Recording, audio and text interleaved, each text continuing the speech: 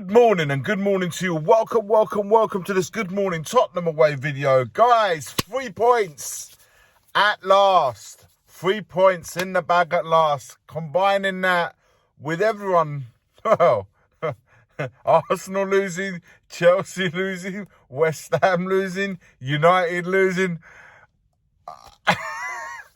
I mean, you know what? If you can make it a good weekend of results, that would be it. The other fans of the other teams I mentioned will have to forgive me, but it has been a long time coming where we got a weekend like this. Guys, in regards to yesterday's performance, a really good team performance. It all came together in just the right time. But to be honest with you, and I said this yesterday in the watch along, by the way, big up everyone that joined us in the watch along, in the comments, or just viewing, or perhaps watched it afterwards. Big up to every single one of you, every one of you that smash that like in the video and subscribe to the channel. Carry on doing so. We keep growing together, guys. I was saying, listen, yesterday we got the result, but to be honest with you, I had seen those, particularly in the first half, I had seen those performances against Aston Villa, against West Ham, where I felt we was perhaps even yesterday we're not creating a numerous amount of chances that we say we did against Aston Villa at home, but even at West Ham I thought we dominated the play, and even in yesterday we dominated play.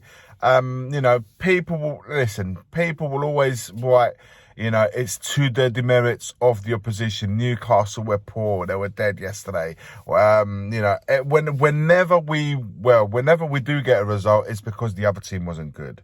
And whenever the other team win against us, it's because we were rubbish, not because they were good. So it's the balance is in the middle, guys.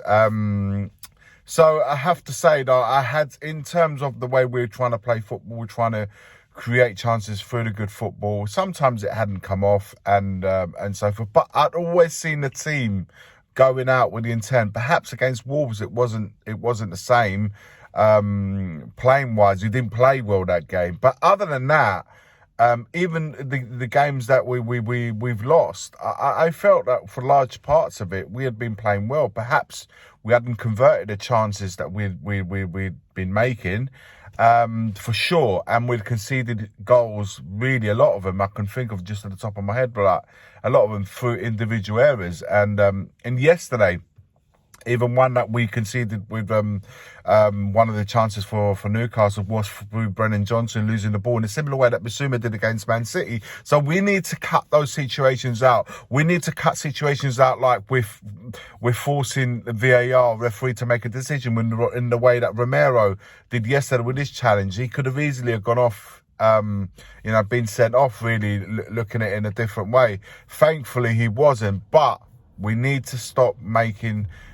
if we have to really pick something, those situations need to be eradicated from our game. But look, I was happy with the win. I was happy first and foremost to getting the feeling back of winning, which I was so happy to see, not just for myself, but even for the rest of the panel, the guys in the chat, and even chatting to JP after the match, seeing how everyone else was celebrating in the South Stand, celebrating a win, guys. We're not celebrating anything else. It's been a long time coming. It definitely feels like a long time coming. So going back to winning ways is an absolute must. And you know what? It puts us in a nice, given the results, I was saying earlier on, given the results around us, it puts us in a nice position. And all of a sudden, it has the feeling, it's only a feeling, guys, it has the feeling that perhaps we can now begin to hopefully this will be the beginning of turning the corner in regards to results. Of course, we need to recover a few of the players back. No two ways about that. But now at least we can go through, or the team certainly can go through a week where they're not, finally got the monkey off their back, getting as a result, and they can really, have a good week in preparing for the next game, which will be against Nottingham Forest on a Friday evening. Look, I do want to discuss one thing though. After the match yesterday in our watch along, the topic of discussion came really from Kulusevski. I've said it right. Kulusevski. Personally speaking, I thought he had a good game. For me, if it hadn't cleared it up before, it clears it up for me now. He's definitely more effective through the middle, and in the absence of James Maddison, for me, he's the way forward. Until we get James Maddison back, and then he can fight it out amongst the others to get a place in the team, be it on the wings or in the middle. But I thought he was super effective yesterday. I thought he created quite a bit. He was trying to feed Richarlison in as many opportunities as possible, way more than perhaps a lot of us think. And I think in that role it suits him better. And I also convinced that he is relishing the responsibility given to him by Ange Postecoglou in taking that role on. And I feel like Postecoglou, not only has he given him that responsibility, and not only is he cherishing it, but I think Kulusevski is definitely thriving on it. And so I don't understand some level of the criticism heading his way. Sure, could he convert more? Sure, he has definitely got more goals than him. Can he do better? Of course, he will grow. But, from Man City, where he played there, he went back on the wing against West Ham. And yesterday, he was back in a central part of our attacking play. And I feel that that's where he thrives most. And it definitely makes him less predictable. So I was happy with his performance. Long it may continue. The thing I was disappointed with yesterday was with the subs. The substitutions the subs themselves I'm disappointed with. I didn't feel that any of them came on and gave us anything positive to shout about. Lo Celso kept getting dispossessed. Brian Hill tried to take a player on. His final ball wasn't quite there.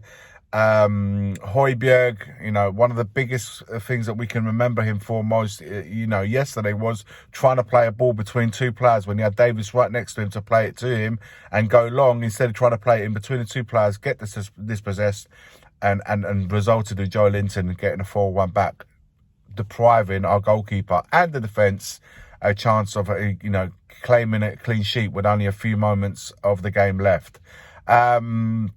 So I wasn't very happy in terms of how the substitutes came on, even with a matter of minutes.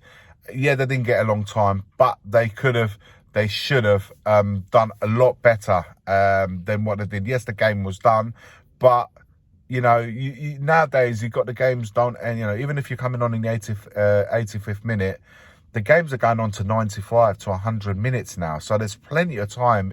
It's not longer like the game ends in 90 minutes. So there's plenty of time. 15 minutes, 20 minutes is enough game time there for you not to come on demotivated. And I felt like a few of the subs looked demotivated.